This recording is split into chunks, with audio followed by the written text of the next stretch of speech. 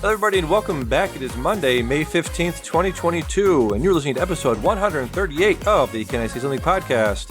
I'm your host and a recluse with a juicy caboose, Damian. Joining me today is... Gage. And... Andy. Today in the show, we've been discussing what we've been watching, including spoilers for everything involved, Apple TV shows, season finales of Pachinko, Slow Horses, many works of David Cronenberg, and many, many more. Right into the show, bicycle@gmail.com. Bicycle on Twitter, subscribe to iTunes, Stitcher, Google Play, Spotify. Rate and review it on Apple Podcasts. Tell a friend, family member, stranger. What's up, guys? How we doing? Good, bud. How are you? Fan-fucking-tastic. Back. Long time no talk. Back. Yeah, we're back for our bi-yearly. Is that the right terminology? Bi-yearly. Or bi-yearly get-together. Biannual. Biannual, yeah, I think that works better, yep. Our biannual little check-in to see how our buddies are doing. Yeah. All right, that's good. Cool. Thank you, that's what we're looking for. Some energy, bring the energy. Yes? Yeah. Oh, I got the energy. You got the energy? I got the energy. Yeah. All right. Yeah, I just found out that Miami Heat are going to play the Boston Celtics in the Eastern Conference Finals. Oh, so fuck. I'm about to give all the Celtics fans in my life a dick. Yeah, so I'm pretty pumped. Nice. Can't wait for that. Let me know how that goes, okay? I will, yeah. Yeah. So what have we all been up to the past 6 months? What have you guys been watching, listening to, reading? Well, I'll go first. I watched some Doctor Strange. I've been breaking into the Ozarks. I still haven't finished the last episode yet. Oh man, come on! I know. I really meant to. I went to Rhode Island this weekend, and I was figuring I was gonna have some time to get it done, like either on the way there, on the way back, or whatever. But my sister-in-law got engaged, so none of that happened. A lot of drinking happened instead. Congrats to her. Yeah, congrats to her.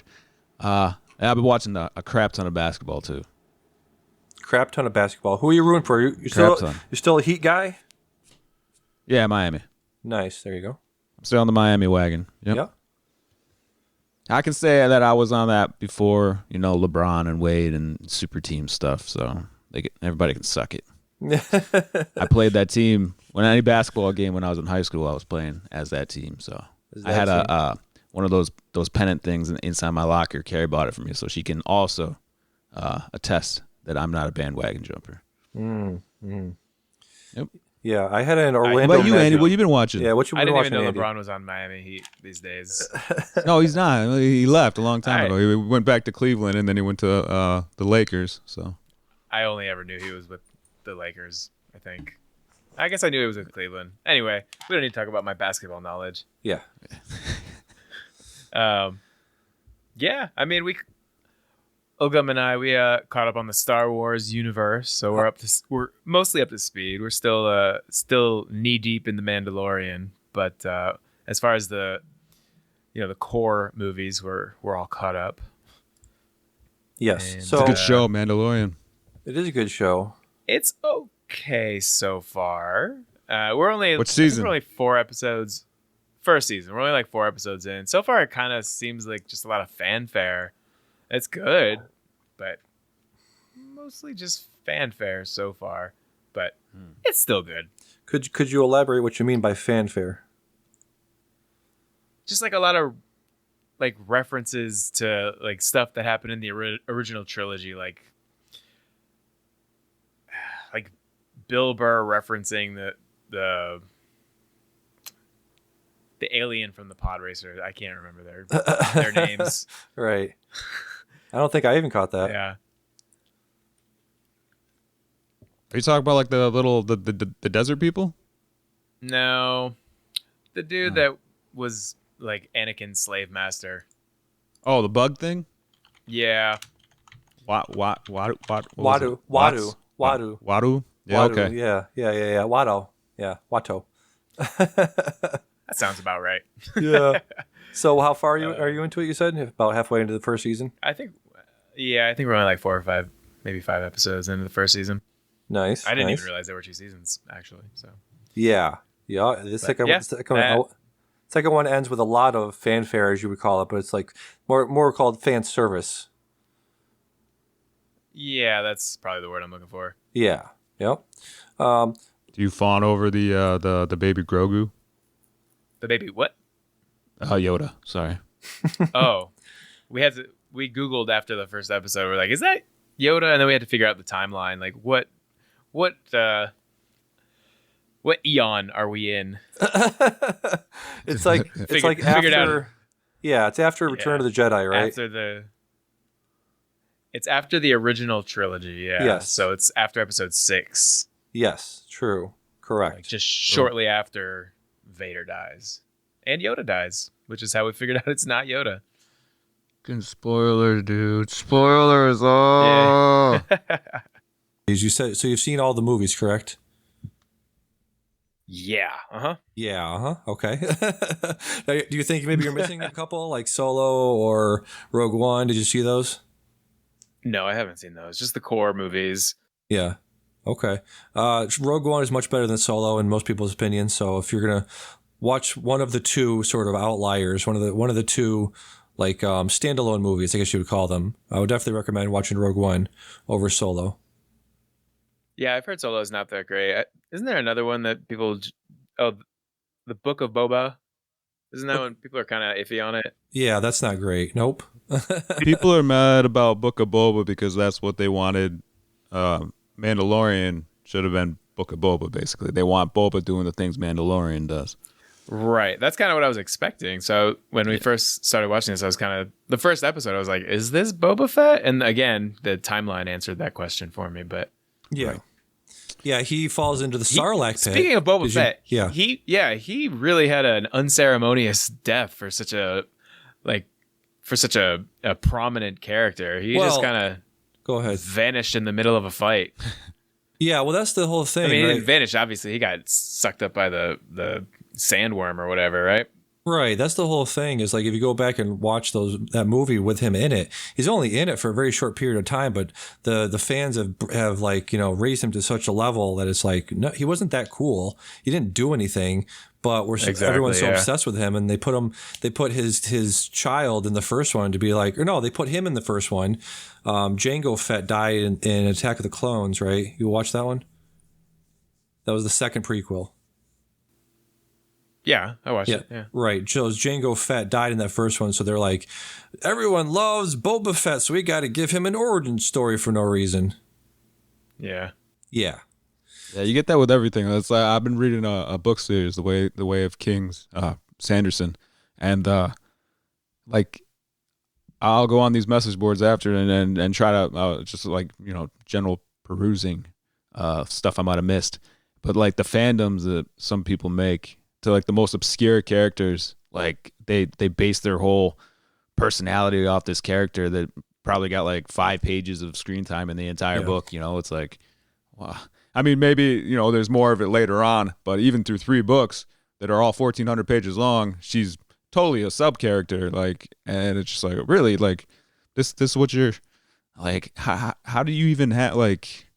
I feel like you've built them up in your head more than the actual author has ever like. It's like, I feel like Sanderson could just come up and be like, yeah, that person's not important. I don't know what your problem is. Why are you putting this person on a pedestal? There's so many better characters. So yeah, this process, I guess you would call it, like the process of fans engaging with a book and being like, I like this one character and fuck you for killing them off, has been a thing for a very long time. Frank Herbert wrote Dune in 1965, right? And in that book and in the movie, there's a character called Duncan Idaho. Andy, have you seen Dune yet? The new one, right? Yeah, so you Duncan Idaho was played by Jason Momoa in that movie, and we all know what happened to him, so that's not a spoiler, right? Yeah, he shaved his beard. It was awful. Yeah, the fans got riled up and said, "How dare you shave Jason Momoa's face?" That's what happened. Yeah, what, did something else happen? I don't know. So in 1965, first Dune comes out, right? And Duncan Idaho is one of the main characters in that. And spoiler alert for that book and for the movie, he dies in the first book.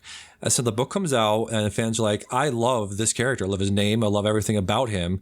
bring him back, Frank Herbert, you piece of shit. And Frank Herbert was like, all right, I guess I will. And because the fans demanded it, Duncan Idaho is one of the main characters throughout the rest of the 6 books. So I'm just pointing out that fans like, what do you call that?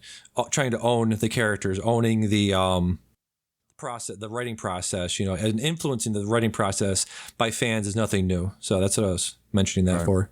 Yeah. I am the author now. Yes. So I wanted to ask you, Andy, since you're not, I'm genuinely curious from your perspective, because you don't have you're not balls deep in the pop culture and the fandoms and the mythology of everything, right? Of the Star Wars. Me? No. Right. No, so I'm genuinely curious. I'm casual. Right. You might be up. You're ankle deep, but you might also be balls deep if your balls go to your ankle nowadays. I don't know what your ball situation is right now. Not quite. Not quite yet. Getting there. Oh, you're getting there, yeah. They're not quite drooping into the toilet water yet. Right. That's happened once or twice. Once or twice? But I think the water, I think the toilet water was high. Right. Well, yeah, we'll go with that. Yeah. So the reason I wanted to ask you about the Star Wars movies is because the sequels, episodes 6, 7, 8, and 9, which are what was the first one called? Episode 7. Force Awakens. The Last Jedi? The Force Awakens, The Last Jedi, and The Rise of Skywalker were the newest movies, the sequels, right? And did you feel like any of them were directed by a different person? Did any of them feel like they had a different directing style, art style? Did you feel like there was yeah, go ahead. That's a good question. Now that you mention it, I kind of do. I don't remember which was which. Was there a standout? The last movie was the best. The second movie was the least good. Rise of the Skywalker. You're saying Rise of the Skywalker was your favorite of the three? Rise of the Skywalker, I think, was my favorite. The first one was good too. Interesting. So the Last Jedi, I think that's the one where Luke Skywalker was just kind of being a bitch through the whole thing. Yes. Right. Yeah. That was kind of almost unbelievable. Just that, he would act so childish to the point of potentially destruction of the universe. Like, you'd think he would have fucking pulled up his bootstraps and got to work instead of just throwing a temper tantrum and letting it all die. Yeah. But that's just your privilege, man. What'd you say? I said that was his privilege talking about pulling someone up by the bootstraps and everything. Yeah. Exactly. Yeah. Okay, so let's have you guess which one of the three of Force Awakens or Last Jedi or Rise of Skywalker, which of those three do you think was directed by a different person? 2 of them were directed by the same person. 1 was not. Which one do you think was directed by somebody else other than J.J. Abrams? Since you were surprised that I said the third one, I'm gonna guess Rise of Skywalker was somebody else. Incorrect. It was The Last Jedi. It was directed by Rian Johnson, a guy named Rian Johnson, who directed Looper. He did Knives Out a couple years ago. Okay. Yeah. Okay. So there is a lot of stuff in there where, now that you know that, you're probably like, oh yeah, that makes sense.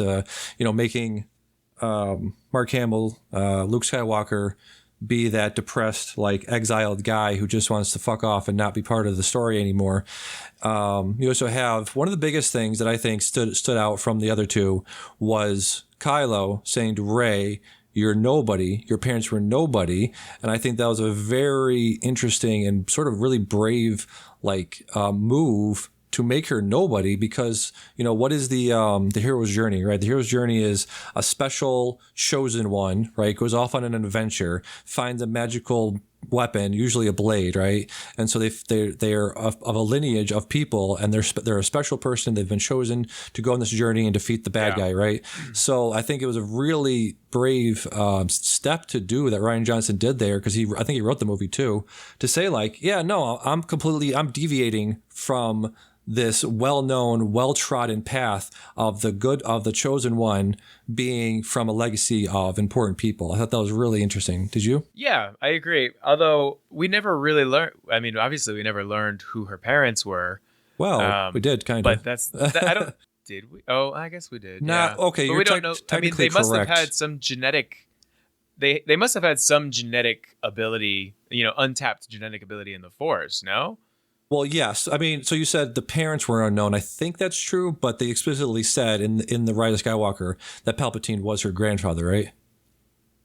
That's true. Yeah. Yeah. So. Right. So Palpatine was her grandfather. Yeah. You're saying she needed. I guess what I was thinking with that speech from Kylo was, relative to who his parents were, she's nobody. Yeah. It's also an interesting way to go about it, saying that you're not from an important family, because saying that anybody can be a Jedi is incredibly empowering to anybody to be like, yeah, I can become an important person in this world, even though I don't have famous parents or rich parents, or I don't come from, I don't come from money. I don't come from a powerful family. I think it's a really interesting and very bold thing to say to people, to anybody. You don't have to, you don't have to be a Palpatine. You don't have to be a Skywalker. Anybody in this world can succeed, even though you don't have a family to fall back on, I guess. Well, now that we're talking about it, I remember in one of the last scenes, I think in the trilogy, was the young children slaves just using the Force very casually to like pick up the broom and stuff. So yes, so I think the point actually more was that the Force is in everyone, not just. But didn't they like retcon that after? They're just like, that never happened. Did they just kind of spit in the face of that? Yeah. Well, they spit in the face of it. JJ? Well, who was I saying that spit in the face? Yeah. Well, it was just kind of like, it was like after that, like it went straight back to Rey. Like, all right, she's the chosen one again. There was no other like people using the Force like that kid or anything. Was that just supposed to like imply that like there's going to be a rebellion or something, and they all have like powers, or like, because that's what that really they didn't flesh any of that part out after. No. Yeah, I mean, you never saw any kids like within the powers be like. That was the opening for episodes 10, 11, 12. I don't think they've done those yet. They've only done 7, 8, 9. That's the point. Yeah, okay. That's going to be the Force Awakening and youth all over the world to rise up. Yeah. Well, maybe. I mean, you haven't even seen it in like any of the the shows on Disney or anything either. Yeah. They don't have like these regular old people coming in and showing they having like Jedi powers either. Well, those shows are all before this trilogy, aren't they? Those shows all come after episodes. If they wanted to, 6. Right? But if they wanted to follow that trajectory that Rian Johnson put out there of anybody can be a Jedi, they could have easily, like Dion saying, like put that in there, make that reference to Rian Johnson saying anybody can be a Jedi, anybody can be an important thing. And I think what they did in Rise of Skywalker was be like, yeah, not only is Rey an important person, but like you said, Dion, there was never another reference to kids being innately be able to use the Force. So yeah, you said they spit in the face of it, but I think it's more that they backtracked on it and just, pivoted it away from that message. I don't know if they did it consciously, but yeah, they definitely did it. I feel like that's something they're probably just saving for the next theatrical release. Like, I mean, obviously time will tell. Yeah. But I don't think, I mean, unless like the director came out and was like, actually, no, they do need to be genetically predisposed to have the ability to use the Force. Then if they didn't explicitly say that, I feel like that's still coming, because the kids using the Force was like one of the last scenes in episode Last Jedi 9. 8, I think it was. Yeah. Was it 8? The middle of the sequel trilogy, right? No, I'm pretty sure that was one of like the final happy ending scenes where the kid just like picks up his broom, like he is one of the kids who's like keep cleaning the stalls for those alien horse things. And then like the music hit. You've seen it, but you've seen it more recently than I have. That's the way I remember it in my head. Yeah, you've seen it more recently than I have, so you're probably right. But I remember the end of Rise of Skywalker, the last one, where the woman comes up to her and she's like, "What's your name?" And she's like, "Rey." Rey what? Rey Skywalker. Right? That was the end of that movie, right? No, that was the end of that was the Rise of Skywalker. That was the last. That was like the last scene. Last scene in the last movie, right? Right. So I'm saying the scene you're thinking of with the kid pushing the broom with the Force was the end of the second one, the Last Jedi. Could have been. I'm a terrible historian. Okay. Yeah, I just remember that being the end of that one. Yeah. So what was your favorite trilogy so far, or all together? Did you like the prequels? Did you like the originals, or did you like the newest ones better? I enjoyed the newest ones. I'm still gonna go with the originals because I enjoy the just full blown costumes and the cheesy acting. As horrible as it actually was in hindsight, I think was charming. Now that it's a cult thing, and like an older movie to look back on, a nostalgic thing. Right. The poor quality of acting is cute. But I believe, did they use costumes in the newer trilogies at all, or was that all animation? I feel like in the most recent one, I feel like there was some costumes. Yeah, just a couple of nomenclature terms I'm going to throw out at you. I think you mean, did they use practical effects rather than special effects? That's what you mean, right? Sure, yeah. Exactly what I mean. Practical effects. Practical costumes. Excuse me. 1 second. Let me get a drink here. Yeah. I'm going to take a pee, actually. Once you guys talk amongst yourselves, if I go take a pee and get some water, I'll be right back. Mm-hmm. I got the Dallas Phoenix game on. Yeah. I'm watching this while potting. Yeah, multitasking. What do you think the score is right now? This is a game 7, so the winner moves on to the Western Conference Finals. The fourth. I'm gonna guess it's like 128 to 131. Okay. No, it's 107 to 65. Ouch. Okay. Who's winning? Dallas. The Suns are the number 1 seed in the NBA, and they have 65 points in a game 7. Damn. They scored 10 points total in the second quarter. Jesus. Okay. Yep. Well. Yeah. Rip. So this thing's getting turned on its head. I'm excited for Miami. If they get past the Celtics, they got a shot to win the title. So Damian's not watching. Damian doesn't watch Ozark, right? No, he does not. Word. So we could touch on that. Alrighty. We could, yeah. Yeah. Oh, never mind. He's back. Okay. What'd you want to do? We were just going to touch on Ozark since you're not watching it. Go ahead. Yeah, no. Go ahead. Well, he hasn't finished it, so I guess we can't really do much. Oh, yeah. Well, what do you think so far of the season? We could talk up to the penultimate episode. Okay. Right. Well, I'll start because you've actually watched all this. Yeah. Do all the plot holes that are happening in this season get tied up? Because there's so much stuff that just doesn't make sense. If you actually took the time to start. I'm at this part where they're trying to get the cartel guy off the SDA list or whatever they call it, and they're trying to line some pockets with one politician. Mm-hmm. And then they also have to reinstate a cop. Yep. And yet I'm to believe that a politician that is all geared up to get a cartel leader, the cartel leader, off an SDA list, can't also get a cop reinstated to a Chicago police unit. He's like, one or the other. Who do you think I am? I don't work miracles. It's one of these things is not like the other. Well, if you can get a cartel dude off a list, you can reinstate a cop easy enough. He stole some coke. No, that politician. I think you've probably seen the scene, but he didn't say he couldn't do it. He said he wouldn't do it. They were asking too much of him, so he made them pick which one. Do you want me to? Get him off the SDN? So it was a flex? He was flexing. It was a flex, yeah. He was like, do you want me to get this guy off the list, or do you want me to reinstate this cop? Pick one. And the catch for him was the voting machines. He wanted to put the rigged machines all across the Midwest, and Wendy refused, and that's when he said, pick one then. Okay. All right. That makes a little bit more sense. What do you think about Wendy's character? Wendy's character?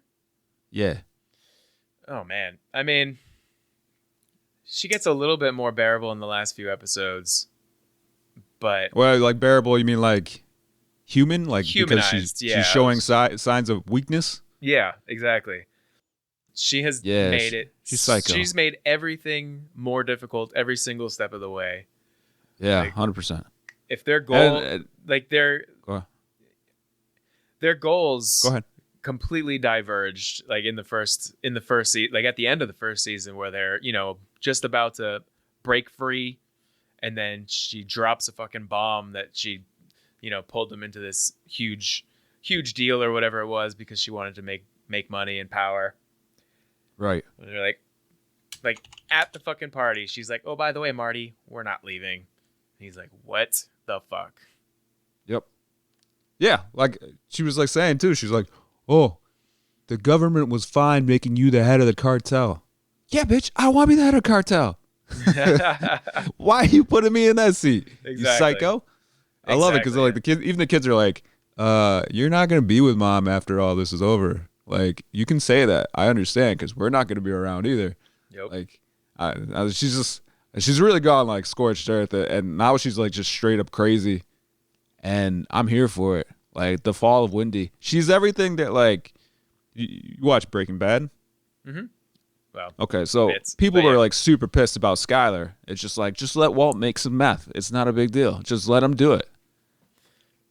And she was like getting death threats of it. It's like, yeah, let's gloss over the fact that Walt's a drug dealer, and he's working with like cartel and stuff like that. She just wants him to stop because making meth is bad, and the fan base was like total revolt. Like she's the devil woman, like bad person. Yeah. Like Wendy is what people thought Skyler was. Right. Yeah, for sure. Yeah. Where would you? I mean, I think for the most part, the plot holes are tied up. There was, I can't remember exactly what it was right now, but there was one thing where me and Ilgam almost got into an argument because we're trying to figure out like what happened with one of those plot holes, and we couldn't figure it out. And like I was trying to explain what I thought happened, and I think ultimately I was just making shit up. Okay. So looking back on the conversation we just had, you might have just been lying to me. What? You probably just made that up. The politicians just said that. No. I remember that scene. I remember that scene. Don't defend bad writing, damn it. Where would you guys rank Ozarks amongst the Breaking Bad's, Better Call Sauls of the world? I haven't actually seen all of Breaking Bad. I saw like the first few episodes, and then I saw the series finale, and I haven't seen Better Call Saul. Gotcha. Dion? I put Breaking Bad still at number 1. Yep. I'd probably put Ozark 2, Better Call Saul 3. I haven't watched too many episodes of Better Call Saul. Yep. Me and Carrie, we started watching. We were watching Winning Time. Oh yeah. Derek's talked about it on the show. Yeah. And then we're also watching Better Call Saul. But like scheduling wise, like we haven't watched one of those shows in like 2 weeks now. Yeah. And now it's like we got to pick between Winning Time or Better Call Saul. Yeah. Otherwise, we don't watch an episode of that for a week. Yeah. So I'm behind on all those things. Yeah. So I can't say like Better Call Saul is like definitively worse than Ozark, just because I haven't finished that season. But yeah, I mean, hard to judge. I'm a little frustrated with this season with Ozark. Yeah. But the show as a whole is actually really good. And honestly, the plot holes really don't. If you sit there and you start thinking about it, be like, all right, well, that's a good question. How do we get to that point? But the thing is like if you just kind of, what I normally do is just zone out and just like, oh shit, like how are they gonna get out of this one? This is crazy. Like, oh, 1 step forward, 3 steps back. If you keep your mentality like that, like this show is actually still pretty awesome, and it fills you with dread, like every episode. Yeah. It's borderline unpleasant to watch. Yeah, very uncomfortable. Exactly. Yeah. It's like, oh my God, so many bad decisions. Son of a bitch. Like there's and you think about it too. Like there's the scene where she's in the car and she's just like staring at the camera and she's like told like cuckoo. The lights are on but nobody's home, and she just like quick jerks her head and smashes her head into the side of the window. Yeah. Like for the viewer watching that, it's like, man, this bitch crazy. But like you have to remember too that Marty's character is like sitting right next to her, and it's just like, what the hell is Marty thinking right there? It's like, oh, man. All right, I'm just going to let the cartel off me because this is getting out of hand. Where would you rank? Well, like, we're all Marty there. Yeah. Where would you rank Succession in that group of Breaking Bad and Ozarks and Better Call Sauls? Oh, damn. So I'm still going to give Breaking Bad the number 1 spot simply because it was a complete series, and I didn't have I loved the whole thing. So I'm giving that the edge. But Succession, if Succession can keep up the same momentum that it had, and just, by the end of it, it's like the business world Game of Thrones, except with a better last season. Yeah. Like that could jump Breaking Bad in my book. Oh, wow. All right. Cool. Yeah, I still got to catch up on, or even start Ozarks. I'm watching Hacks. Hacks came back. It's got only 2 episodes so far for this season, but just enjoying that. Nice. Yeah. Yep. Is it still that snappy humor? Good old snappy humor. Yep, exactly. Yeah. They're dealing with the Still fallout. shitting on her all the time. Yes. Well, they had. I don't know if you remember how the first season ended. Did you watch? You watched the whole season, whole first season, right? Actually, I'm not sure if I ever finished it, to be honest with you. Oh, okay. It ended on a it ended on a cliffhanger, okay. And they open on that cliffhanger, and they make allusions to be like. So I'll just say like she, I forget the intern's name, but she sent an email after she got slapped by her. You gotta pull up the names, but she sent an email and somebody wanted to like sell her story. Somebody wanted to buy her story. And so she sends the email and like, this person's a bitch, blah, blah, blah, blah, blah, blah. And so throughout the first couple of episodes, they keep alluding to like, let me pull up the names here real quick. So Deborah Vance is Jean Smart. She's like this. Okay. Yeah. Andy, if you haven't seen the show, Deborah Vance is like a, fake, very famous comedian that lives in Las Vegas. And then her assistant that she gets is named Ava. So Ava sent an email to this British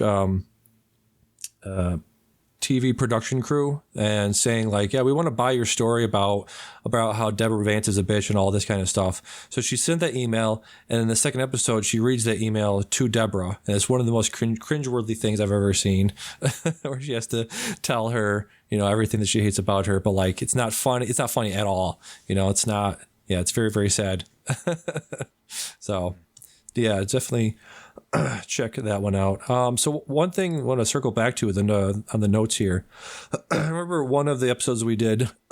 One of the episodes we did last year. I think in October or November, we talked about the most anticipated. Remember that? Most anticipated fall movies. Remember that? Right. Right. Yes, that's very memorable. No. One of the most, yes, yeah. I forget that you don't actually listen to the show, which is weird, but fine. Most anticipated fall movies. We ran on that list, right? In October, November, before the movies actually came out, right? Correct. So I thought it'd be fun to go back to look at that list now that everything's out and you've seen a lot of the things that we talked about to see if if our opinions changed at all, if your opinions changed at all, if your anticipation met the what the actual movie was, what the movie actually delivered. Okay. So one thing that we talked about back then, the biggest one was Dune. Were you excited for that at that point? Do you remember if you were highly anticipating it? Little anticipation, not too much anticipation, and did it live up to the hype? Do you think? All right, I'll go first. I'll say I didn't read the books. So I was kind of hyped for it because everybody else was hyped for it. And I was let down. You were let down. It was a letdown for me. It was a letdown. Same. Interesting. What was the letdown? It was loud. It was kind of boring. It was kind of like Mad Max light. like a really boring version of Mad Max. Interesting. Not really boring. Yeah. It was good. And I guess the only similarity to Mad Max is deserts. Well, I think it's But- appropriate. Yeah, I think it's I an mean, yeah, appropriate the comparison. the combat in Mad Max was much better than Dune. Like one of the fights, the major fights, they were blowing up the airfield and like there was just fire and it was nighttime and it just seemed like a cop out like for something like this is Dune, this is like pinnacle graphic design right now and how it just kind of looked lazy to me, like looked fake. Like I could tell that I was just watching, some computer animated stuff blowing up.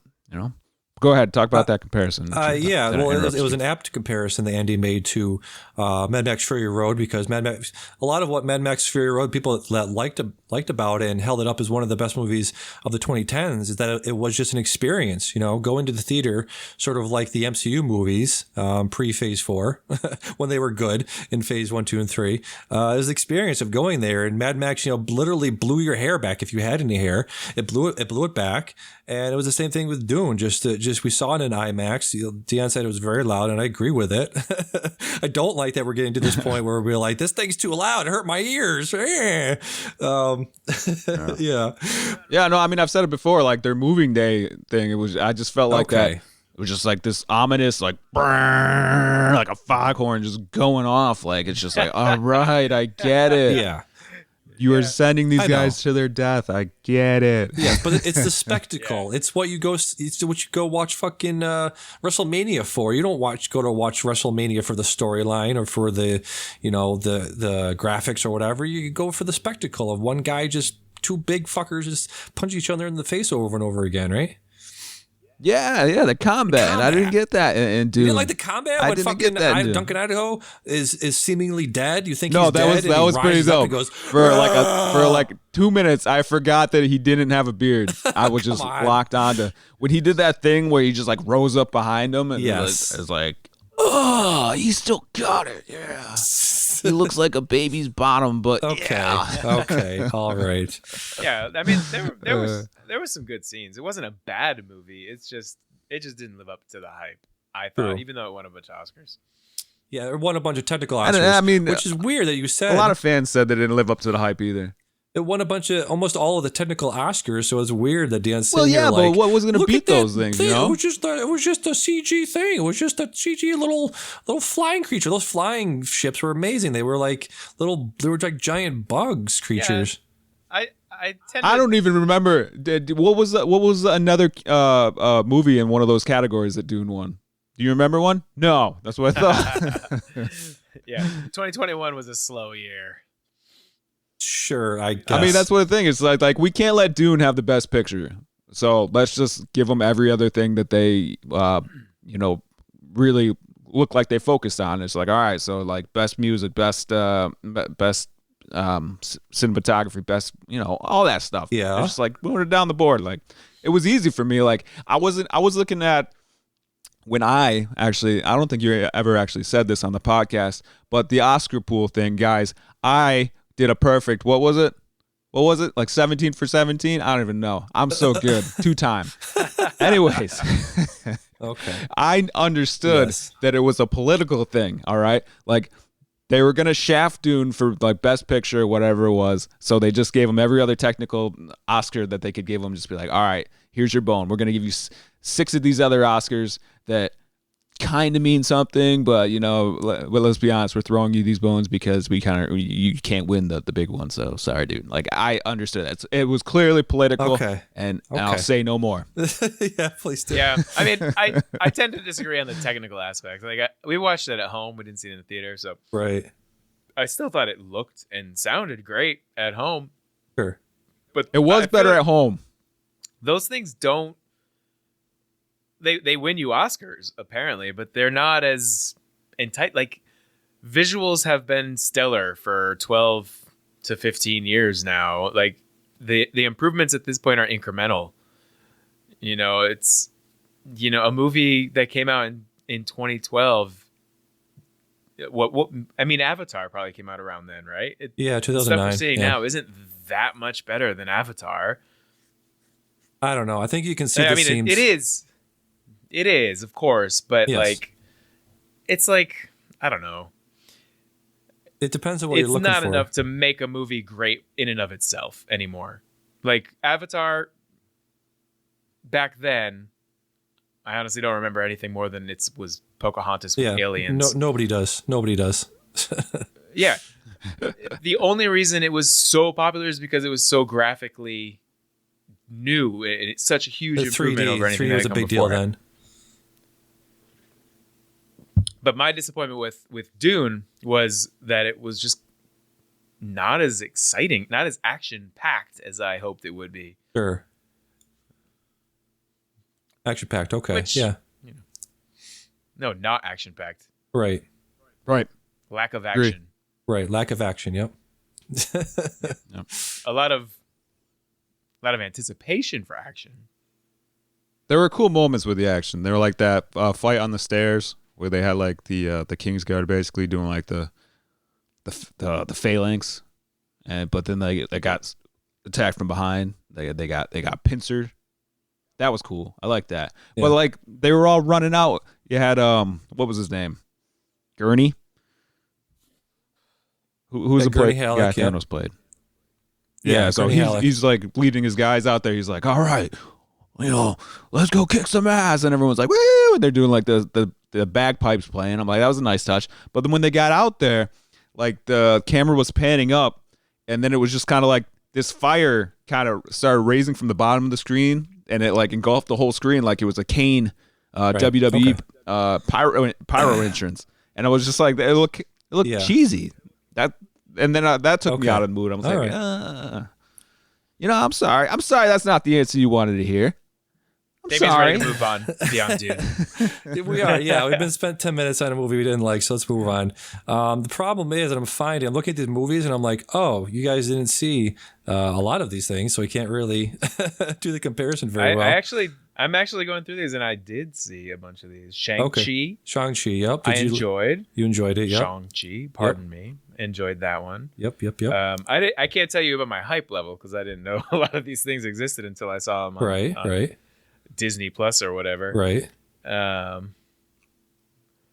You liked Encanto. Let's see here. I think we talked about Encanto when Encanto you were was last good. on. Yeah. And maybe so. Encanto was really Encanto's good. Fire. Yes, but as far as the Oscars go, it should have been the other one whose name I can't remember. Yeah. What was that one? What was that one? Mitchell versus the Machines. Mitchell's vs. Machines. That's one. Thank you. Yep. Awesome. Yeah, should have been that one. And I have I told you about my conspiracy theory? Go ahead. Oh, let's hear it, bud. There was never not going to be a Disney movie that didn't win Okay. that Yeah. animated Oscar. Yeah. Because the Oscars were on ABC. ABC is owned by Disney. Mitchell's vs. the Machines was 10 times better than Encanto. The soundtrack, excluding the soundtrack, obviously, Encanto's soundtrack was stellar. But as far as a movie, a picture, Mitchell's vs. the Machines was better than anything else on that list by a mile. But it was made by Sony. Yeah. Made by Sony. Yeah. Not made by Sony, but you know. Yeah. Not a major studio. Yeah. No, it was not Disney. So Yeah, made by Sony, who just crushed with Spider-Man. I mean, the point is that Disney owns ABC, which was airing the Oscars. Yes. Yeah. It's all conspiracies. It all goes all the way to the top. 100%. Follow the money. Dude. It is all the way to the top. Okay. Yeah, I agree. Okay. Anything else you saw on this list? Because I want to talk to Dion a little bit. Well, I want to talk to Andy. The new Ghostbusters movie was actually pretty dope. Yeah. Did you hear? Was that one you heard something about, or you just stumbled across that on? Nope. Just stumbled upon it. I was like, oh shit, there's a new Ghostbusters. Yeah. Did you like it? Yeah. I did. I actually enjoyed it a lot more than I thought I was gonna. Nice. Anything else you see on there? And I also accidentally watched Red Notice. That one was kind of shit. Talk to me about accidentally seeing a movie. How's that happen? We were like, oh shit, there's a new Ryan Reynolds movie. Oh, it's got The Rock in it. Wow. And Gal Gadot, yeah. It was not great. He slipped and fell and fell into it. Yep. That's how he accidentally watched it. Probably don't need to talk about Power of the Dog anymore. Oh, I also accidentally watched all TikTok. right. Tick, tick, tick, boom. Ah, you got him. Power of the nap. Power of the now. Okay, Bill Simmons. Jesus. I was working. I was trying to work, and Ilgum started watching Tick, Tick, Boom. And for the first 20 minutes, I was like, "What the fuck is this dog shit movie?" And then I mostly just ended up watching that movie. It was really good.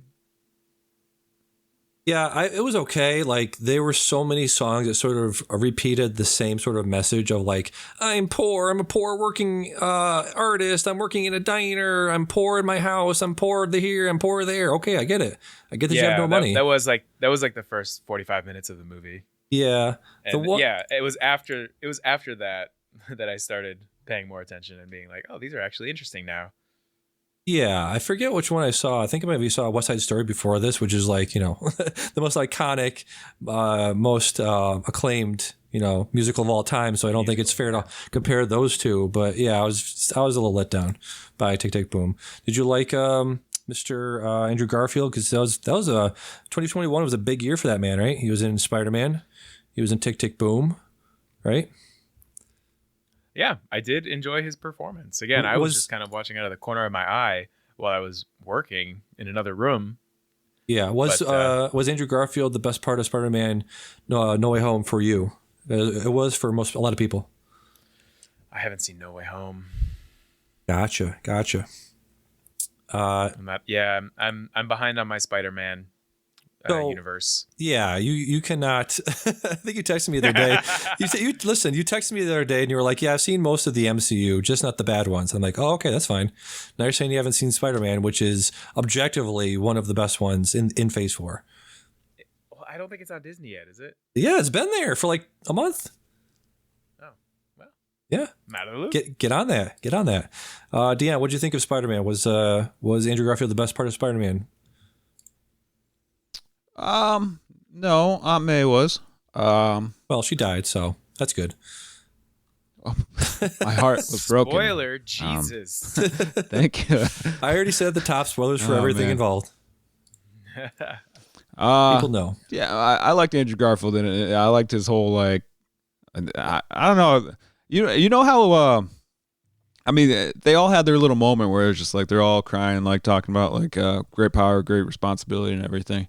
Like, how like Fat Thor had the depression thing? Yes. Like, part of like Garfield's thing was it felt like that was like a lonely dude. Like he really took the Gwen thing pretty hard.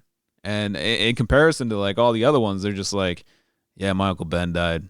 Yeah, mine too. And then he's like, oh yeah, the love of my life died. And his Ben, right? And his Uncle Ben, I think, right?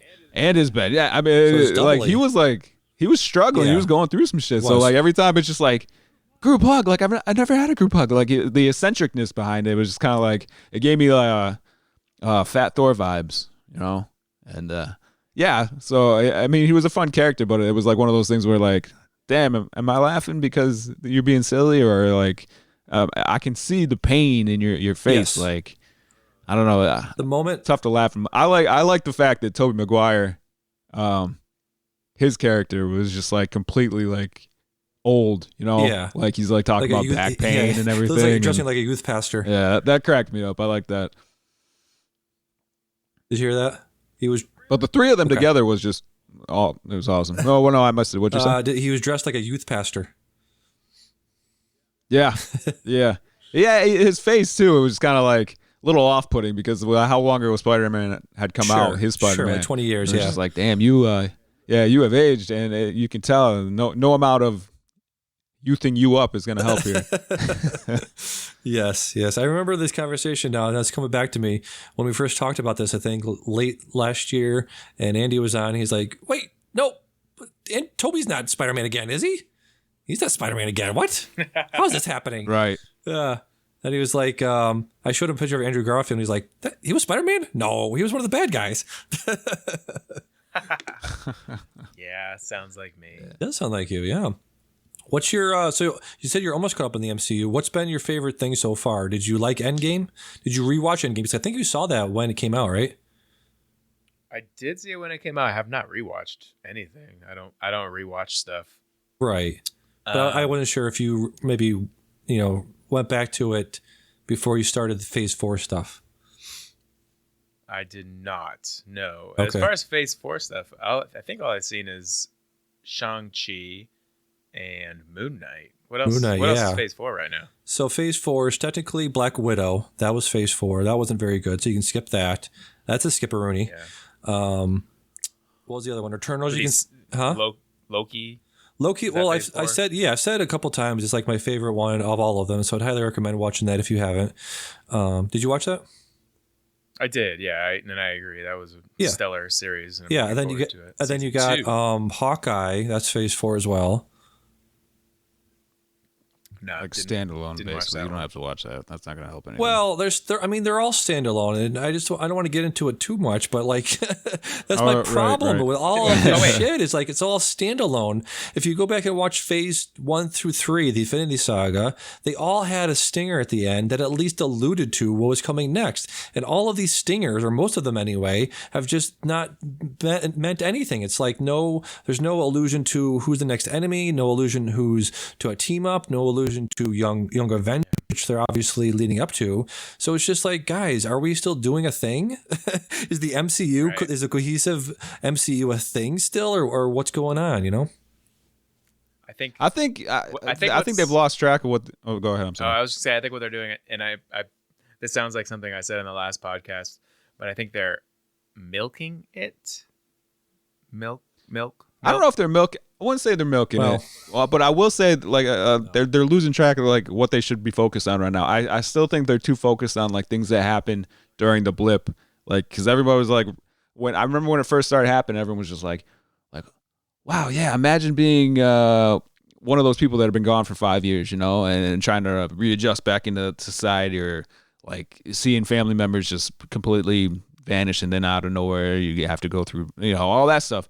The repercussions coming from that, like with Hawkeye, I thought like right off the bat I thought it was pretty cool because you think about it, like he's the sole survivor right now. It feels like I mean Thor and Hulk are still kicking, but like how his contact with them is like non-existent. Yeah, and Cap is gone and Iron Man's dead, and he's watching like this Broadway show, and it's just like he's having PTSD, like some of the decisions that happen, and he's like struggling watching this play that glorifies everything they did, but it's just like he's telling his kids, it's like that didn't happen, that didn't happen. He's just like shitting on it. On top of that, you find out like Hawkeye's like deaf, like he has like he was just one of those basic ass humans that like is a really good shot.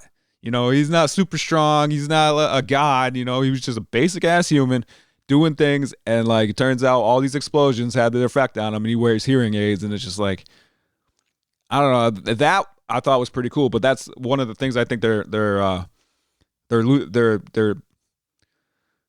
it's fun to see that fleshed out. But at that point, like Hawkeye also was introducing the new character Kate, and that's what the real focus should be on, like creating these new characters and then finding something that puts them all together. I still feel like they're stuck, like trying to like the blip thing's been played out. We got to move past the blip. Sure. I mean, but you also can't, as I was saying before, you can't ignore what's come before. You have to pay homage to it and give nods to it here and there. But you're right. You do have to move forward. You do have to form new groups. And one of the things I just realized that they don't really have right now, like you said, Cap's gone, Iron Man's gone. Who's the leader? Who's the leader of this new Avengers team? Is it Doctor Strange, you think?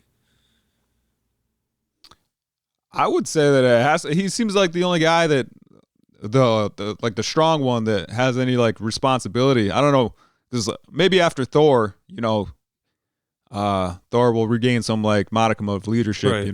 Because he's going through his stuff.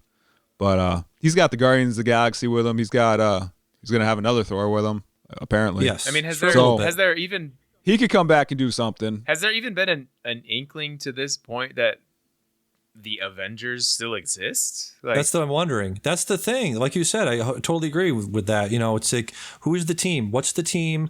Where are they? I want them to acknowledge that these movies are happening in the same universe. Why is the team? Why is the team? Why is Gamora?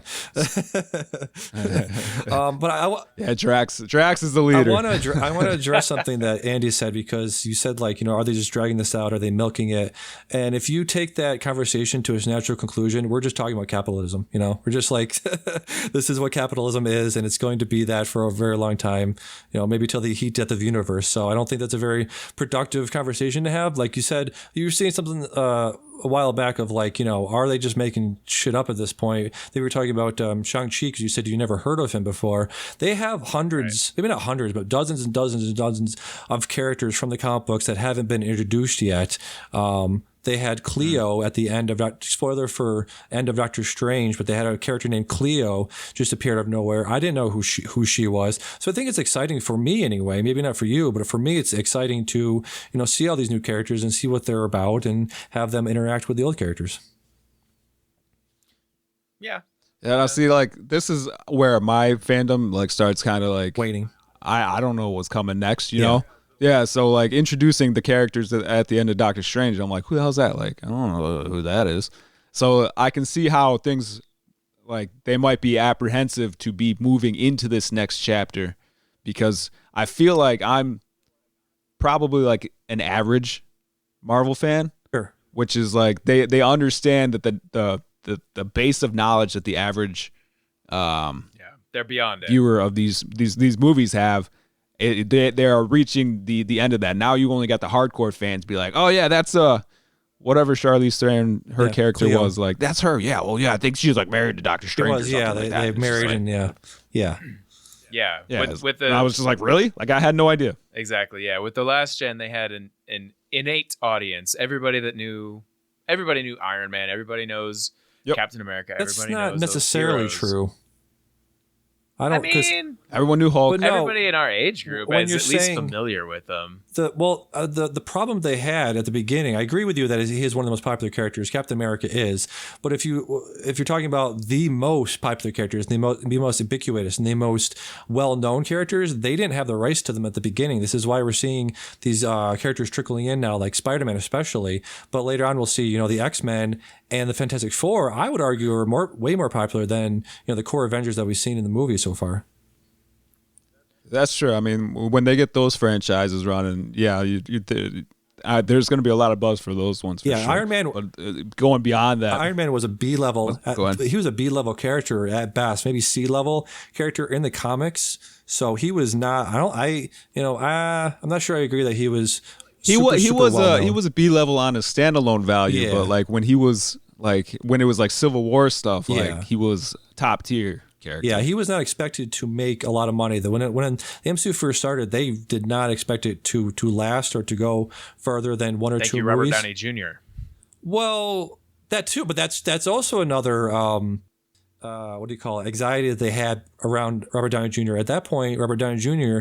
had only been in like one or two things. He was in jail. He was in and out of jail and rehab for a long time in the late 90s or early 2000s. So they took a huge gamble, not only on Robert Downey Jr. at that point, but also the Iron Man character was not well known at that point either. Yeah. I mean, I'm not a comic person at all. And I didn't know any of the Iron Man, lore, but I knew of the character. Okay. So, yeah. I don't know. Some people did. For what that's worth. Yeah. All right. We could go on and on about that. And to go back and answer your question, real quick to answer your question, like I think in Doctor Strange, they kind of clued in like maybe the next iteration of like your Avengers, how what the Illuminati, having I'm out of spoilers.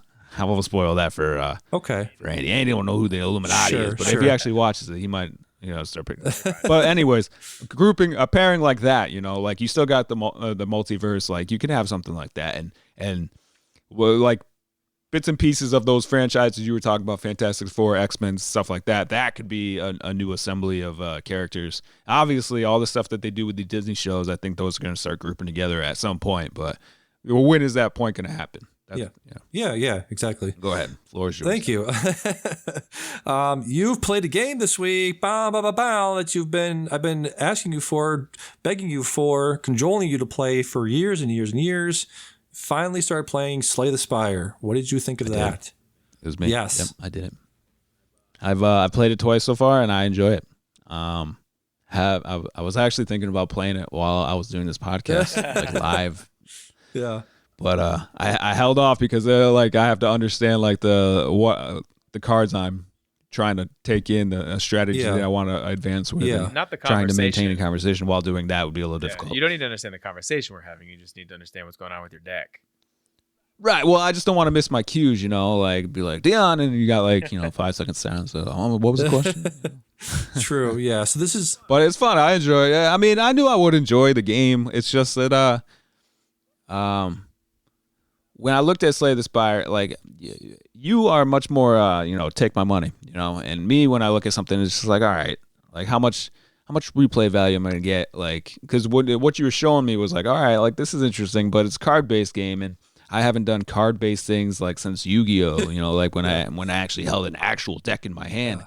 So, but now that it was free on PS Plus, I was like, all right, I'll dabble. I just beat Elden Ring, so congratulations. I was like, all right, I need something to do before I break into like new game or start a new character or something like that. And then it's like, this is a nice refresher.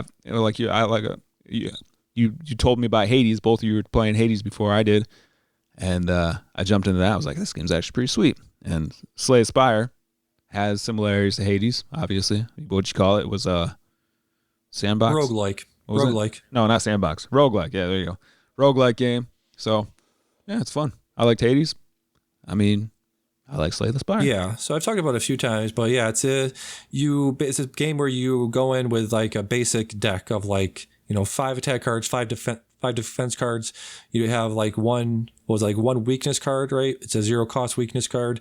It does 3 damage, and you have a ability. Yeah, a 1 mana does 8 defense, but you have to discard a card. So you start with basic stuff like that. And as you progress through the levels and you beat enemies, you get to pick between 3 different cards. And let's say you pick up, a poison card on after your first fight, then you might want to start thinking, okay, I have a poison card. I want other cards then to complement the poison card that I have right now. So you might get something that, is the poison, or something that when a guy is poisoned and he dies, he explodes and he does as much damage as his max health to everybody else. That's an OP card. I don't know if you've seen that card yet, but I think it's like a legendary card.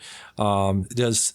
Yeah, it costs 2 mana, and you apply 6 poison, and when the guy dies, he kills everybody else, basically. So that's a really OP card. But there's other cards, other ways to build around your deck, and it's a very interesting game. It's a casual game. You can play anywhere. A run can be anywhere from 10 minutes, 15 minutes, maybe 20 minutes if you get far enough, right? Right. Yeah. If you hit a bunch of those question marks, you can kind of cruise right through. Or I had this one card that was making all my enemies for the next 3-4 matches. Yeah.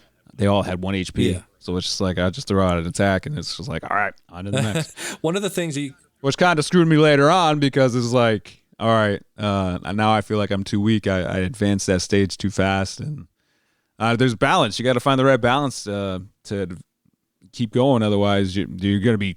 I was annihilated. Come the second map that I had to do. Yeah, you want a good balance of defense cards, attack cards, status cards, things like that. The way to really get the most use out of that starting relic, I think it's called, your first 2 matches, or 2 or 3 matches, was it that enemies had 1 HP?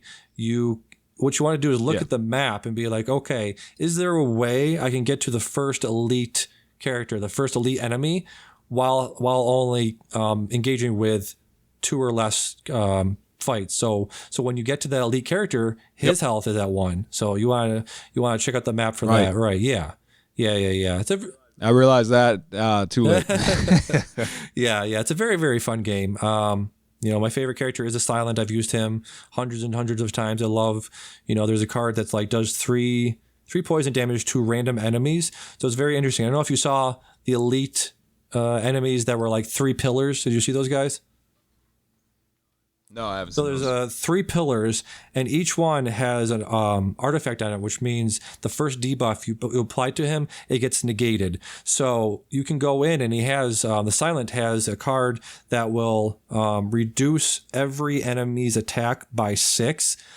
And it's just a one-use card. It's called the Exhaust when you use them for the first time, because they're so overpowerful. There's some cards that are too powerful, so they made them just disappear after their first use, and that's one of them. So you use that, and then you wipe away all of the pillars, all of the enemies' debuff. You wipe away all of their artifacts, so the next debuff will actually hit. So you apply that, and there's another card that'll apply 4 poison and one or 2 weakness to everybody. So then you apply that to everybody. So it's just a thing where you want to have things like that in your deck. That especially in level 2, where there's a lot of guys with a lot of armor, but obviously poison discards armor, so you can throw a bunch of poison on this dude. Did you see the guy in the second level that was like he's like a sphere, he's like a white ball, and he has like 40. Yeah, that bastard. Yeah. So that's the guy I'm talking about. He has 40 armor, but only 20 health. So if you slap on, 10, even 5 poison, he'll be dead in like 3 or 4 turns.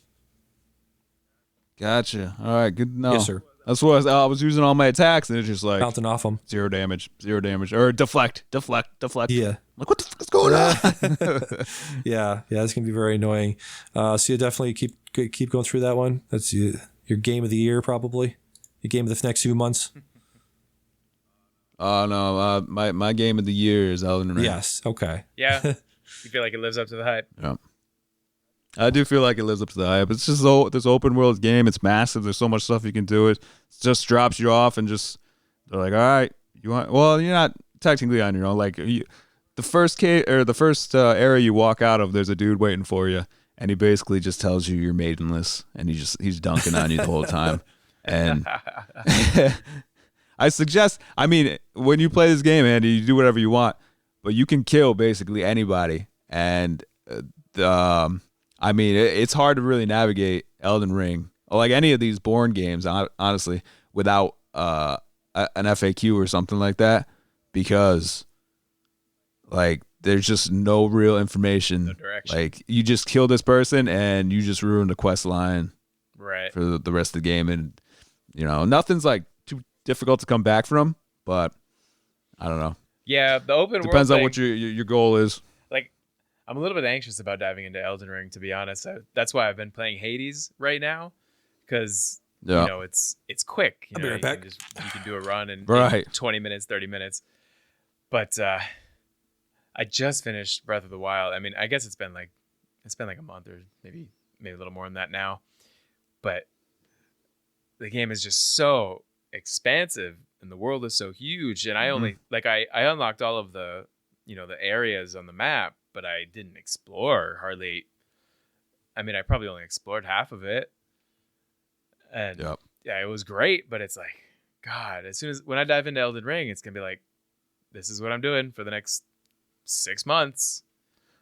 Yeah, maybe even longer, because 6 months, like an average, like how long it takes you to get through a game. I can only. No joke. Like, go ahead. I only play like 2 or 3 hours a night. Yeah, it's not like I can. It's that's not what like I was doing too. Jam like 8-hour sessions anymore. Right. Yeah. Honestly, there's like places because one of the things about a Bourne game basically is or a Souls game, they understand their content's hard, so there's always like 2 or 3 places that you can be like, okay, I'm can exploit the layout of this place. I will farm for runes, because if you collect runes every time you kill something, but if you die, you drop your runes and you have to go get them again. But if you die before that, you lose everything that you got. So I fell into this safe mode where it was like, all right, I just beat a boss. I'd go into the boss with 0 runes, so I would have nothing to lose. And then when I beat that boss, you would get 100,000 runes, which is a nice chunk of runes. That's like 3-4 levels, depending on like what stage you are in the game. Mm-hmm. So then if I ever got to the point where, all right, I killed the boss, I have like 100,000 runes, but my next level is 120,000, I'd go farm those next 20,000 on like regular mobs, just so I can use that, cash in that level, instead of like accidentally forgetting not to pick up my runes. Point is, I didn't really grind too much. I let everything happen naturally, which you can do, and you'll still find yourself at times like over level, like, all right, I'm crushing this place. Maybe I should have hit this place early. It's too easy.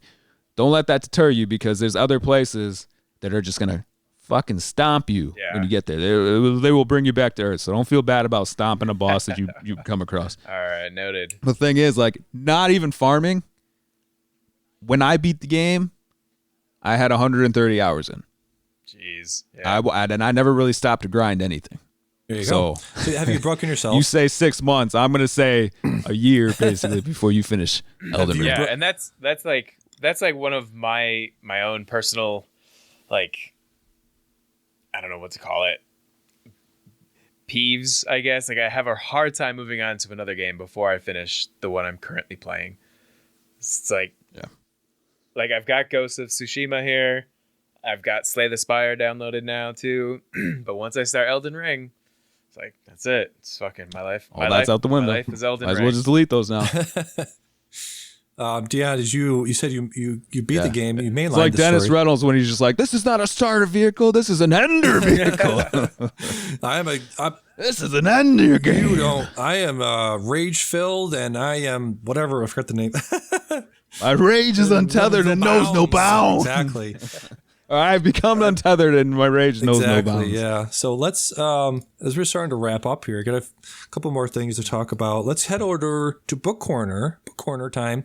We've all been reading stuff this year. I finally finished the Wheel of Time series. It is 14 book series, mostly written by, what's his name? I just don't have his name here. Robert Jordan. Robert Jordan. Robert Jordan wrote the majority of it. He passed away in 2009.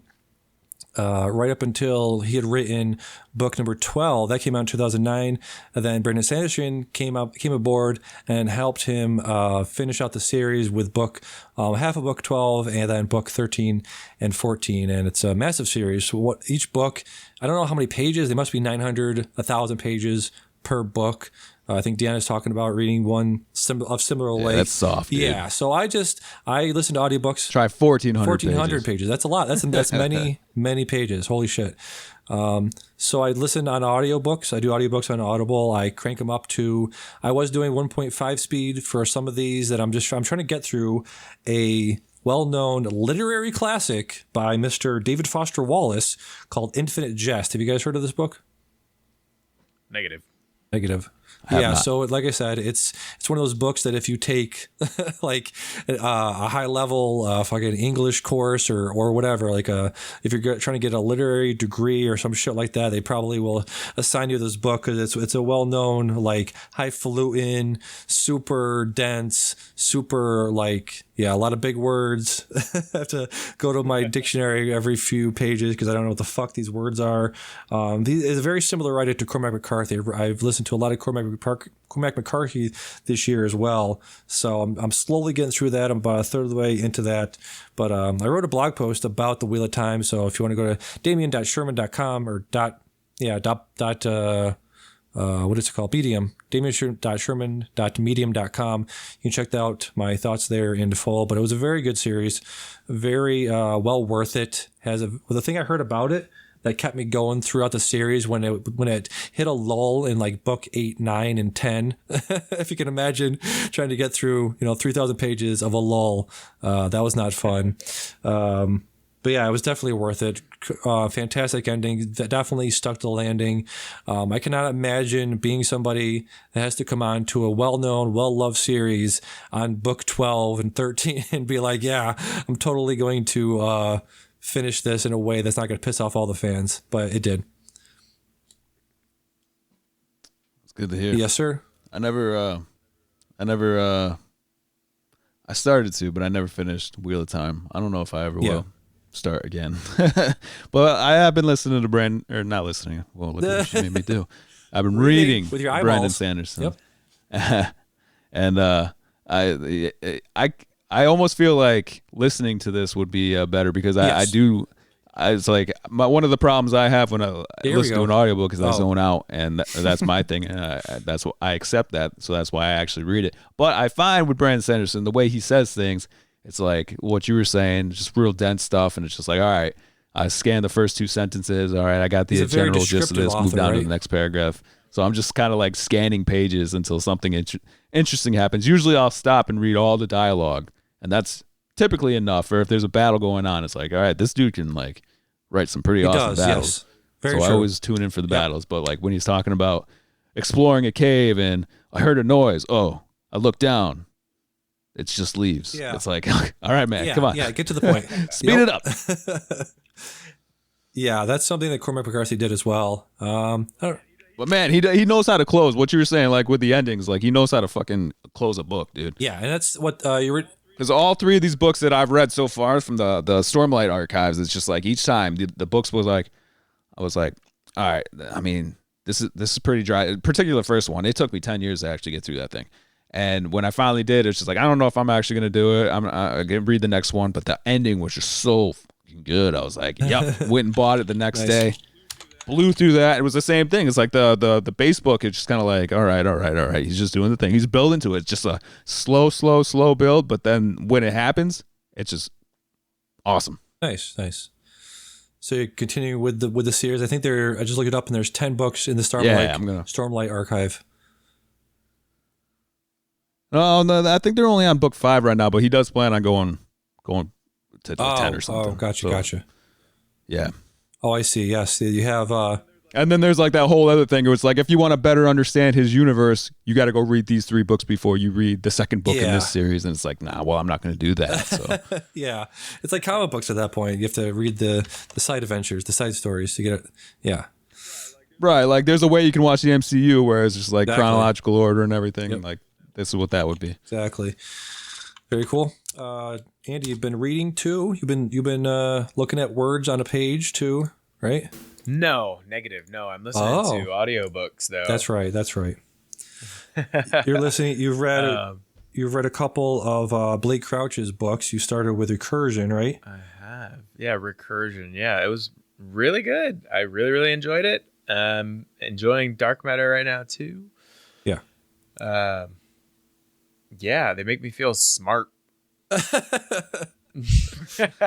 right. A lot of talk of physics and astro sciences and so particles. What you can say? Particles. When remember those commercials where they were like, "Oh, I stayed on Motel 6 once." You'd be like, "I read Dark Matter," or whatever the hell the title of the book is. That can be your Motel 6. Is Motel 6 what? Yep. Huh? Yeah, those commercials. Remember, it's just like we keep the light on for you? I did. It's like I had to do this, but it's just like, but I did stay at Motel 6 or something. Maybe it's a different hotel or whatever. You never saw those commercials? No. Oh yeah, he'd be like in some ridiculous situation. Be like, oh yeah, I don't know how to do that brain surgery, but I did stay at Motel 6. You know? Like he was just saying that being a brain surgeon is on the same level as staying at a Motel 6. Right. Okay. Yeah. Sorry. Yeah. Sorry. Go ahead. Get back to whatever you're saying. God. Yeah, Recursion. I'm going to talk about Recursion for a second because I really liked it. It's one of my favorite books I've read this year. Out of, let me see, I have it pulled up here. I've read 30 books I listened to 30 books this year so far. And Recursion was one of my favorites. I really like how he, like you said, it's sciencey stuff, it's physics stuff, it gets big words and high ideas about that stuff. But it's also, it's a person story. It's a family story. It's a human story. It's a very intimate thing of like, I think you text us and you're like, wow, this has me thinking about what else? Yeah, what exactly. else? What else other kind of life could I have led if I had taken this one path instead of this other path, right? Yeah, or like even the decisions I'm making day to day currently, and the decisions I'm going to make tomorrow, like, I could go out and do something great, but realistically, I'm going to stay at home, drink whiskey, and watch a movie. Right? I could there was that particular scene. The kind of the one of the hinges of the story was where he let his daughter go out. Yes. I could totally see myself doing that. Maybe not anymore, but like I could have seen myself saying like, just go, get out of my line of sight. I'm trying to watch the game, I'm having a drink. You're fine. It's just down the road. See you later. Be home by 10. Yeah. Yeah, and again, spoilers for all this stuff, just so we can talk about it openly. His daughter dies, right? She got hit by a car, and because he went to a separate timeline or separate universe, and he found her. He found his daughter before the accident happened, and he stops the accident from happening.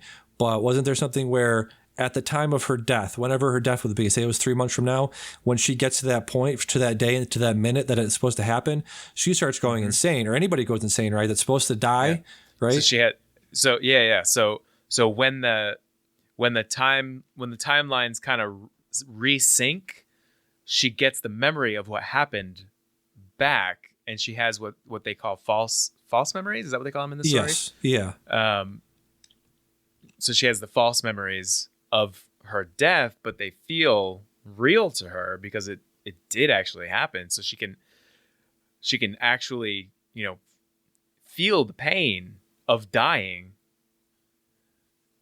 And I mean, ultimately I think she ends up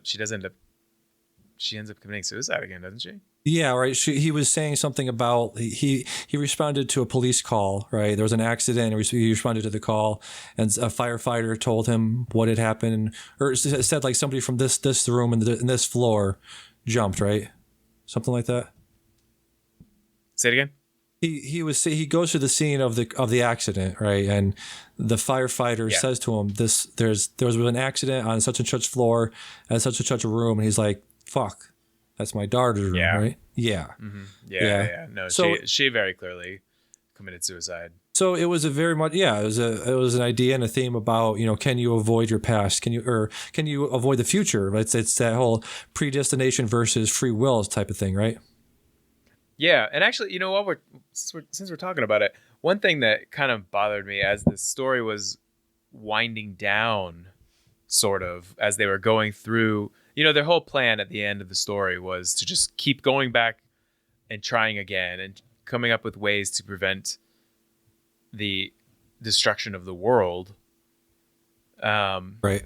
But they just had a complete disregard. Things just got a little out of it. They had a complete disregard for those false memories at a certain point.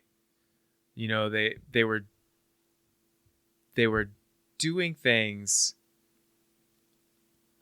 They had like a committee, right? Like a government committee that was going back and trying to undo. I seem to remember it was like a military scientific committee, exactly. like you said. Yeah. So like they would go back to a school shooting. Yes. And basically undo it. But would not those kids, when their timelines resync, would not those kids have memories of being murdered? And a lot of them would just commit suicide? I think what happened was that they went back to a time before it even happened. So they would have no memory of the thing happening because it never happened. Because they went and I'm trying to remember. It was a while since I read it, but I think what happened was like with the school shooting, they in the timeline that they saw that never happened. Like as opposed to him saving the daughter. Even though he knew it already happened, right? So he was stopping something that he knew was going to happen, and she knew, or was supposed to happen to her. But I think what the thing was that they stopped things from happening that would have never happened anyway. I think. I don't know. Not sure. Yeah. Time travel shit gets weird, but yeah. Yeah, no, it was a whole, like you said, it was a military organization where they wasn't a thing where terrorists weaponized it, right? And so they started using the technology. Was that a thing in there? So yeah, there had been. So they thought they were the only ones with the technology to do it, but they found out like way too late that the original Slane, is that his name? Slade. Marcus Slade. They found out way too late that his stuff had been hacked and that the blueprints were all over the world. So it wasn't I don't think it was necessarily terrorists, but it was Russia and China for sure. Yes. They mentioned them by name, right? And I think they mentioned a few other countries and groups that had access to the technology. Yeah. And it basically just became a showdown, a standoff Yeah, and that's why they kept going back in time to try to just undo everything, which they kept failing at. Yeah. Yeah, they did eventually fail. Yep. Yeah, really good book. If you like, you said it was very cinematic, and I agree. If you like stuff like this, Neil Stephenson's books are very much like this. They deal with highfalutin ideas, physics, and not time travel, but like space travel. And one of his best ones that's very cinematic is Seven Eves, where the moon blows up and they have to make a space colony up in space before the moon falls into Earth. He has a bunch of books like that. But yeah. Really good. Recursion was very good. Yeah. Between the two Blake Crouch novels, there's a lot of. I guess it's not fair because we know who wrote both of them. You know, it's the same guy, but there were a lot of similar constructs and writing techniques that he used. Even like he used the hit and run, the car accident. Oh yeah. In both stories. Yeah, true. There are a bunch of things like that. Like these are parallels to each story, even though they're totally different stories. Yeah, and obviously the whole time travel premise. But yeah, I liked them very much. You know, it was very. It wasn't Cormac McCarthy. It wasn't Brandon Sanderson. It wasn't meandering at all. I felt like you were on this a music park ride and just kept going faster and faster. Right. Yeah, I agree. Yeah. Very good books. Highly recommend that stuff. You were talking about like, you know, branching paths and figuring out what would you do if you had the chance to go backwards. They had a really interesting idea in a terrible movie called The Old Guard from I think 2020 that came out on Netflix. I think it was pretty much forgotten, but they had this really interesting idea where they basically said, you know, the Old Guard, it was a group of special ops people who were immortal. They were like 500, 600, 700 years old, and they go around stopping, you know, terrorist attacks or anything like that. Any sort of like major attack anywhere. They were, you know, supposedly quote unquote there to stop it or whatever, right? But at the end, they're feeling very dejected because one of them lost their powers to be immortal, and they lost a couple of people. A couple of people were killed. Some people were arrested or whatever, and they're feeling very down about it. They go into this room, and I forget who was there. It was some famous person. Oh, it's like Chiwetel Ejiofor. I think he was the bad guy. He was Mordo in Doctor Strange. But anyways, he's there, and he's like, guys, do you realize what you do by saving lives? Like, look at what... And it shows up like it was like the Charlie Day and It's Always Sunny, like the red the tacks on the board with the red lines tracing back and forth to each other. And he's like, look, here in 1925, you saved this. Who's Pepe Silva? It's Pepe Silva. In 1925, let's say, right? You saved this girl, you saved this woman, you saved this kid, blah, blah, blah. Okay, it's just 3 people, right? No, this one person went on to found this, you know, cure for this disease, or this other person went on to save that other person, or this person went on to have this kid, and they had this kid, and this kid grew up to do this amazing achievement. So you really have to think about it in terms of like, I'm only saving one life or one person. I'm you know, saving this one life and helping this one person, or being there for this one person, or saying this one thing at this one time. That's what that is, and nothing else. But your actions have, you know, ripples. There's ripples in the timeline. your actions have consequences far beyond what you can see at that point. So I thought that was a really interesting idea that they presented in a really shitty movie. Anyway, so just to put a capper on what I said, did you? Yeah, you heard everything I said about the timelines and ripples and consequences and all that. Everything. Mm-hmm. Yeah, everything. Okay, great, cool. Very good, cool, and awesome. So, Dion, you were saying about the summer movie wager. Yeah, the summer movie wager. Yes, sir.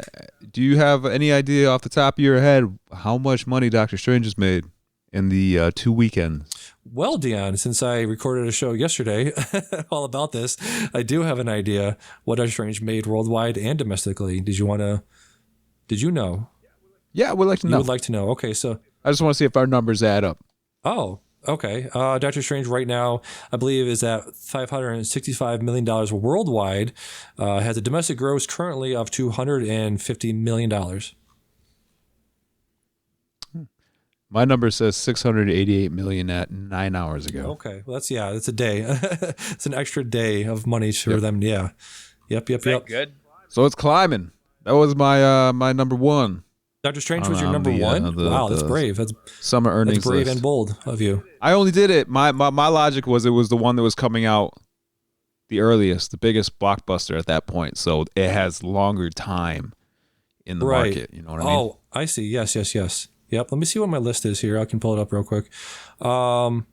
So yeah, I have Jurassic World number one, Jurassic World Dominion number one. They talked me into it. It's their number one on all of their lists. I talked about this yesterday, but that's fair. Yeah, I just talked about this yesterday, but I'll repeat it here as well. He was saying, Derek was saying, and I agree with this. Everyone was saying basically that it's bridging a gap, right, between the old generation and the new. You got all the reoccurring characters. Sam Neill is coming back for the third time. He was in Jurassic Park World. No, it's Jurassic Park. I think the name of the second one. But anyways, he was in the second one. But this is the first time Laura Dern is coming back, or the first time Jeff Goldblum is coming back. He had a cameo in the last one, but this is the first time he's coming back for the first one. So, yeah, I have that at number one. You have Doctor Strange, number one? Yeah. What's your number two? No, I mean, the order doesn't really matter, but I just wanted to bring it up. I want it on the record that Doctor Strange, number one. What's your number two? That's my pick. Number two is Jurassic World. Jurassic World is number two. And then three is Thor. Three is Thor, yeah. Yep. Let me ask you something that I asked Derek yesterday. I asked him, I was not impressed, famously. I am not impressed by Phase 4 stuff. I wasn't impressed by Doctor Strange. Are you looking forward to Thor, even though Doctor Strange didn't connect things as much as we thought it would? It wasn't as universally impactful as we thought it was. Are you as jazzed for Thor: Love and Thunder as you were at the beginning of the year? Yeah, probably even more so. I love the Thor and the Guardians of the Galaxy chemistry. I'm super excited to see Natalie Portman back in my life. And just Thor overall is one of my favorite superheroes. So, I was thinking, if I had to rank them nowadays, it's like Iron Man, Thor, Doctor Strange. Those are my top three. Gotcha. So I'm besides the fact that Iron Man is dead, I'm kind of happy with the way this summer is going to play out with Strange and Thor. So. Yep. I picked up the omnibus. Ready to go. Yeah, I picked up the omnibus of the Jason Aaron Thor run that he started, I believe, in 2011 or 2012, that they're adapting to the Love and Thunder movie. Sort of spoilers, I guess, for that movie if you haven't seen any of the previews or don't want to know anything before going in. But, Andy, do you want to know anything going in about Thor, the Thor film? You're good. Go ahead. I'm good. Okay. So in the Thor God of Thunder number one, the whole run that Jason Aaron did, there's an enemy called Gore the God Butcher, and he's going to be played by none other than Christian Bale. And what Gore's whole thing is that he's from a dead and dying planet. It's a very there's no water, there's no food, and for months and months he prays to a god to either help him or let him die or something like that, and gets no answer, none, no help, no nothing. And one day, two gods fall out of the sky that are fighting each other, and they slam into the planet that Gore is living on. And they're both at death's door, and one of them drops their sword called the Necro Sword. And Gore picks up the Necro Sword and he kills both of them before telling them, "Fuck you, you gods! I prayed to you every day, and you didn't do shit, and now you're just here fighting each other for no reason. Fuck you, fuck all the gods." So he goes on a god-killing spree, and that's where he meets up with Thor. So that's the basic gist there. Let's fucking go, dude. Yeah. I said, let's fucking go. No, yeah, I heard you. We will go. Let's go, bro. Oh, okay. Let's go, bro. Okay. Yep. Andy, does that get your mojo going? Does that sound interesting to you? It does. Yeah. It does. Yes. I'm excited. I'm excited for Thor, regardless. Who's your favorite Avenger? Yeah. Who's your favorite Avenger? Oh, you're putting me on the the spot. I'm just gonna go. It's definitely Thor because for a long time he had the luscious, golden locks like Thor. So yes, I did. I actually had a patient at the psych hospital who would call me Thor. Oh, there you go. Yeah, that was fun. who would you pick over? Do you like Iron Man better, or do you like Captain America better?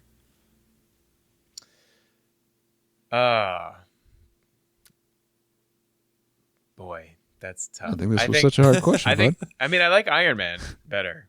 You like him Iron better? Man better. Hell yeah. All right, well, I do. that's I fine. think Captain America is probably the better superhero, but Iron Man was, it was way more interesting. Who? Cooler, I think is the word you're looking for. Again, thank you, Robert Downey Jr., probably, right? Yep. Yeah. Well, no, I mean, even in the comics, he was like that snarky kind of guy. That guy, so, yeah. Snarky Stark. I mean, it was a perfect role for Downey Jr. Yes. Yeah, well, yeah. If you look at like the Iron Man, even Captain America, a lot of the Avengers in the books now, they are since the MCU started, they've definitely adapted the personalities of each Avenger, and you can even see it in their faces that they all pretty much are doing a variation of the actors' faces. They superimpose them, a lot of them, onto the characters' faces. Not like a 1-to-1, not exactly copied it, but you can definitely see the influences. Right. Yep. Okay. Mm-hmm. Can you hear me? Yeah. Mm-hmm. Oh, okay. All right. I guess I can hear your batteries shutting down, so we'll end it there. Just want to say Everywhere All at Once is my favorite movie of the year, and it's now currently streaming on multiple different platforms. I know, Dion, you said multiple times last year that you won't see that movie with my $20, even though I sent you money for, what was it? The Promising Young Woman was that movie that I sent you $20 to watch, and you were like, I sent you the Venmo, and you came to my house and you crumpled up a $20 bill and you threw it in my face, and I said, I'm not watching that movie with your $20, right? Yeah. I would have watched that movie with George. Anyway, yeah. No, I did watch Promising Young Woman though, and that was a good movie. Great movie. So I should have done that. Excuse me. You enjoyed it? We had a riveting conversation about it. Yep. So Everywhere All at Once. So I mean, I probably would enjoy everything everywhere all at once. Yes. Because it actually, I mean, it wasn't just you saying good reviews. It got good reviews. It was surprising how popular it was. Yeah, it's based on the amount of theaters it debuted in. I think it only like 30% of theaters in the U.S. it came out in, and it's definitely made its money back. I think it's crossed the $100 million mark, which is pretty impressive since it costs $20 million to make. So it's definitely a very popular film. Yep. So I'll be texting you guys that later. I'll Venmo you guys $20 to watch that, since it's one of my favorites of the year. Yep. Perfect. Yes, sir. We could just watch it on a certain Plex account. Could do at a that. given point in time. Yeah, hypothetically, if somebody had that, I could do that. Mm-hmm. Yeah. Yes. They could do that. Could do that, yeah. So I think that'll bring us to the end of episode 138 of the Can I Season League podcast, unless anybody else has anything you want to say. It'll be our last show together for another 6 months. So anything else you want to say, anything else you want to mention, say it now or forever hold your peace. Potentially. I mean, there's no saying it's going to be 6 full months. Yeah, it might No, might nobody's not be. saying that. No, nobody said that. It could be like 3. We could potentially move Could be things 3. up to quarterly. Quarterly check-in, yep. Quarterly vibe check, yep. It'll happen. If the audience wants it, it'll happen. Poll the audience, we'll see, yep. 5-star. Make sure you sub. Tell us what you smash want, that people. like button. So, Go to YouTube. Go to damian.sherman.youtube.com. Smash that like button. Smash that subscribe button. Like and subscribe on Apple iTunes. Rate and review it on Apple iTunes. And today we're sponsored by HelloFresh. can I say something? We're sponsored by HelloFresh, Blue Apron, Blue Chew, all of them. Sponsored by all of them. We're losing the thread. So for Can I Say Something, I'm Damian. What happened, dude? And Andy. See you next time. Bye-bye.